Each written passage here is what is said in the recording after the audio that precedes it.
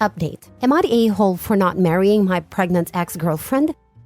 Original post. Nicole, 40 female, and I, male 40, were together for less than 2 years. She broke up with me 2.5 weeks ago. At first, she said she hated me and didn't want to hear from me ever. I respected that and did not contact her. One night, she drunk texted me about wasting her time and suggested getting back together. I ignored it since she was obviously drunk. But recently, she informed me that she's pregnant. I asked if the baby is mine, which made her furious. She accused me of accusing her of cheating. Even though she hasn't had a doctor's appointment yet, which I told her I wanted to attend with her, she has informed my entire family that I got her pregnant and abandoned her and the baby. Now my Christian mom's siblings, friends, and cousins are pressuring me to propose to her. Today, she called me 3 times at work, suggesting meeting over the weekend with my family for a small wedding, and I lost it.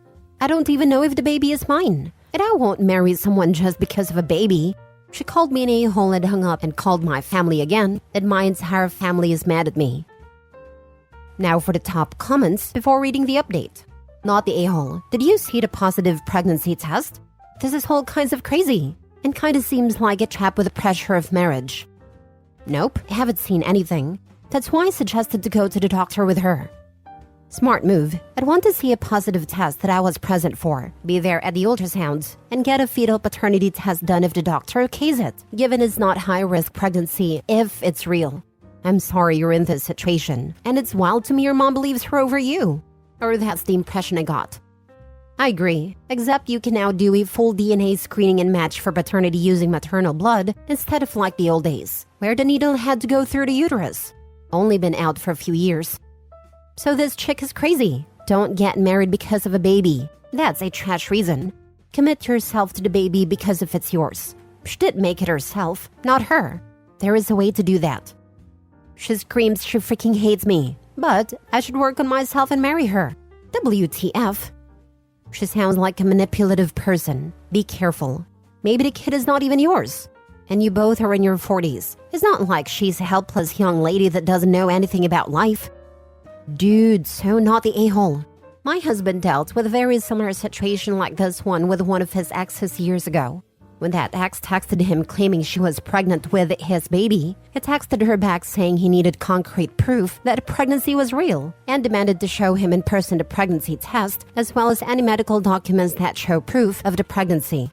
She got mad and messaged my mother-in-law over Facebook with that same sob story your ex told your mom.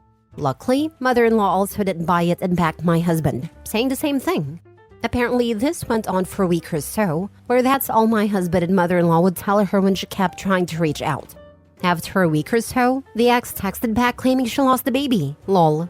If you do something like this, get a mutual friend or one of your family members who believes you to back you up in case your ex tries this nonsense. Do not tell her anything else besides that you will go with her to her doctor's appointment to confirm pregnancy, and that you are speaking with a lawyer to take steps to determine paternity if she's legit pregnant. Get these things in screenshots or audio recordings just in case. Also, please talk to a lawyer to find out how to do a court-ordered paternity test. You'll find out the truth soon enough. Good luck! Now for the update. So Nicole, my ex, ended up emailing my FWB Aaron's boss. She found a company on her LinkedIn and then mass emailed everyone. She wrote that we are engaged and have a baby on the way and told Aaron's employee to tell Aaron to leave our family alone. Aaron called me crying. Luckily, her company didn't fire her, but she was pretty embarrassed. She showed me the email. I decided to meet with Nicole in person and stay calm to see if I can go to the doctor with her. When we met, I asked how far along she is. She said she doesn't know exactly. I suggested that we go to a doctor who can probably determine the pregnancy through ultrasound or some tests. She said the doctor won't see her until at least 3 months. I asked how that's possible, and she got mad, saying it doesn't make a difference. She accused me of being a selfish narcissist and said she hates all of us, mentioning Josh. I asked who Josh was, and she started crying, admitting that she has been having an affair with her coworker since Christmas, on and off.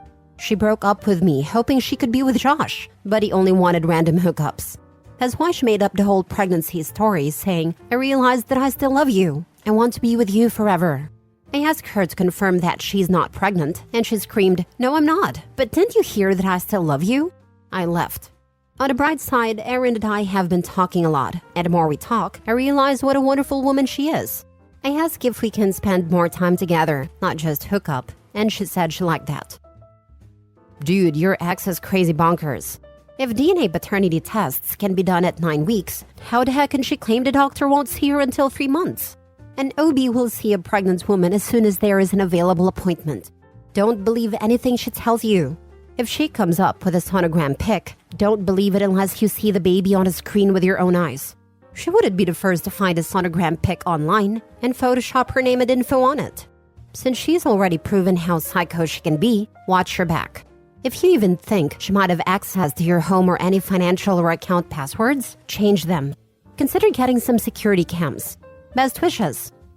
Hopefully it's legal to record any and all conversations you might have with your ex if she reaches out again. Maybe that would help Erin's case against her. Anyone who attempts to baby trap someone is despicable. Too bad you didn't record your ex's confession. I feel so bad for Erin. If I were you, I would help Erin to hire a lawyer to sue your ex for defamation. If she has a case, I would even help her financially to sue my ex. Not a lawyer, but I would think, depending on what was in the email, could give her a case. Your ex deliberately mass emailed Erin's work to tarnish her reputation after going out of her way to find her online. Had she succeeded, Erin could have been fired or disciplined. I would consult an attorney. A lawsuit can be discussed. Not sure what jurisdiction you live in, but laws vary, and you may or may not have a case. But I'd probably also inquire about a restraining order against your ex.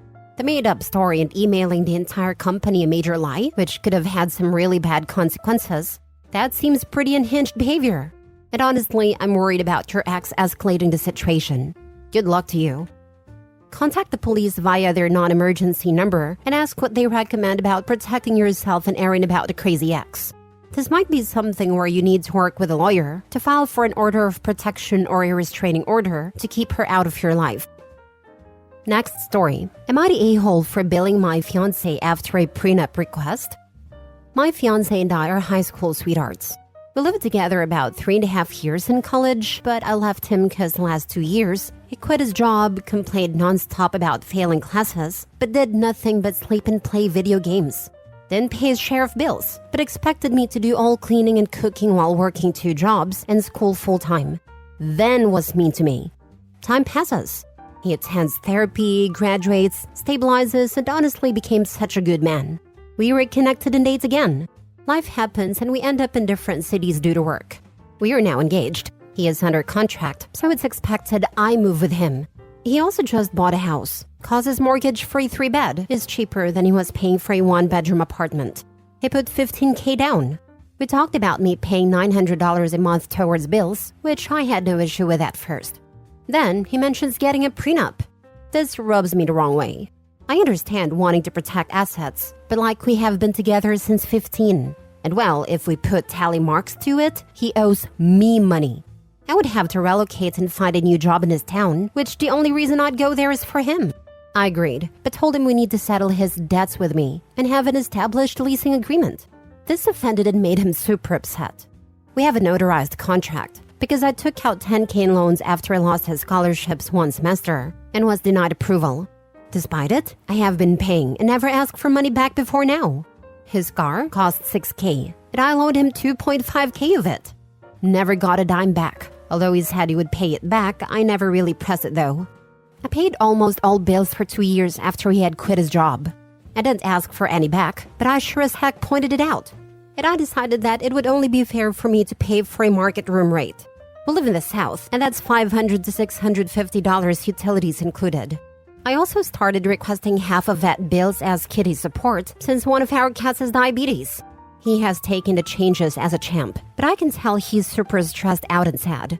He literally makes double what I make at the moment, but I know he never expected, or maybe even remember, all the costs I've bidden for this relationship.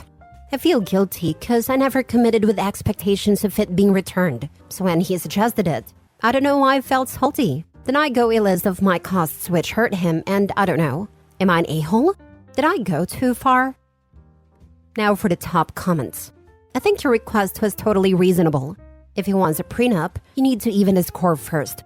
I don't understand how he expects you to not be offended by the prenup while simultaneously being hurt by a request for what you are owed. He owes her $10K in a notarized contract, not to mention the rest. Seems like she put down $10K of the deposit on his house. I said, this looks like so much baggage for the start of your marriage. Maybe you should be rethinking your relationship. You broke up with him once. Not the a-hole. Do not marry this clown. You were going to be left holding the bag, prenup or not. Yeah, I don't like how he turned himself around so admirably. But all that growth and self-awareness just happened to not include awareness of the $15,000 to $20,000 he owed this woman. The woman he's supposedly so in love with. OP, you were totally justified in telling him he needs to pay up, and also in refusing to contribute more than a renter would want in his house. However, I'd suggest you get him to agree to buying a new house together if you marry, as it makes zero sense to me that 20 years from today he will own a home, but you'll still have the zero equity of a woman who has been renting to those 20 years. Overall, I feel uneasy for you that after everything you did for him in the past, and with him expecting you to completely uproot your life, he'd even think prenup. These $15,000 to $20,000 are money and time she could have spent on personal development because it was in college. Her losses are much higher. Funny that he also put down $15K for his house. Not the a-hole. Struggling to see why you would marry this loser who exploits you and doesn't pay you back. Good people pay their debts without being hassled. I wish I could upvote this more than once. He is a mooch, and he has shown himself to be one time and again. Last story. Am I the a-hole for not wanting my son to have his father's last name? I'm female 22 and currently pregnant and no longer with a father. We aren't together for many reasons, like him drinking and cheating on me, etc. I tried to stay strong when I first found out I was pregnant, which only led to a bunch of threatened miscarriages from the stress/anxiety it put me in. So for myself and my health's sake, I left. To clarify, my menstrual cycle is not very consistent. Sometimes twice a month for 9 days at a time, and some only once a month for only 4 to 5 days at a time. Needless to say, I didn't find out I was pregnant until I was 6, almost 7 weeks along. I have had about 3 due date changes now, from it being January 24th to February 20th, and now close to Valentine's Day. Through it all, I've been single, going to every appointment alone, which has been a lot of extras because I have a heart condition and currently cannot take my medication for it due to it possibly causing harm to the baby. I was told a gender, a little too early, and it ended up being the wrong gender, but I've kept the father in the loop with it all. Originally, I was told it was a girl, and because of that, my ex wanted nothing to do with the pregnancy and anything after. Which is fine, I'll do it alone if I have to. But recently, I found out at the genetics appointment that it is actually a boy, and now the dad wants to be around, and is trying to force me to give him his last name. I keep telling him I just don't know yet, because he isn't even going to be there when I go into labor. So, would I be the a-hole if I'm not even considering using his name? He keeps trying to fight me on this with lawsuits, and keeps telling me he'll just take me to court if I do any of this without his permission. But why would I give my baby his last name if he didn't want anything to do with it before finding out the actual gender? I just don't know what to do anymore, because everything I say is lawsuit, lawsuit, lawsuit if I don't do something his way. And he was also trying to get full custody, which could never happen because 1, he can't drive right now due to his DUIs, and 2, he lives 2 hours away from me now, so the baby wouldn't even be close to the county he is born in. I could really use some advice. Do I just cave in and give him his last name, or do I just give him mine? I'm so tired of hearing all of it, and half the time I wish I didn't even tell the father it was a boy, so he would just leave me alone. I would have felt much happier if I was doing it solo, to be honest. Not the a-hole. Give him your name. The odds of him actually having the money and energy to keep up with a lawsuit is very low. Call his bluff. The doctor's office cannot tell him anything due to HIPAA. Not the a-hole. To be sure, tell doctor's office you aren't sure on father. Do not, under any circumstances, put his name anywhere in any paperwork at doctor office or hospital. If for some reason you have his name in papers at doctor's office, tell them you need to cross through his name and white it out. I agree with above comment. Due to HIPAA, they should not tell anyone anything. But there are occasions where it does happen, so make sure it's nowhere in your chart. And they can note that if this person calls and says he is husband or whatever, they are not to believe him, nor even tell him if you have had baby yet, or if you are even a patient there. Not the a-hole. Give him your last name. When you give birth, don't tell him where or when. The nurses will give you the birth certificate to complete, and you have to sign it, not him. What you put will be what is recorded. He can't just file a lawsuit and have it changed at a snap of his fingers. If he wants to waste his time and money trying, then let him. They also wouldn't give him full custody unless you are proven to be an unfit parent. Make sure when you do go to the hospital to tell the nurses and staff, he is not allowed in the room when you have the baby. Even if he's the father, they won't let him in if you say you don't want him there. He won't even be in the country during my labor. His family is from England, so that's when he thought the best time to visit them would be. As the child of a similar situation, give that baby your last name. Seriously, I'm thankful every day that I don't have my deadbeat woman beating rape piece of nuclear waste's last name. Knowing my dad's ego is going to die bitter about it. But I don't care, because I've not spoken to him since I was 18, 8 years ago, and he was barely around before that. My relationship with my mom is far from perfect, but I love having her last name because she's the one who raised me.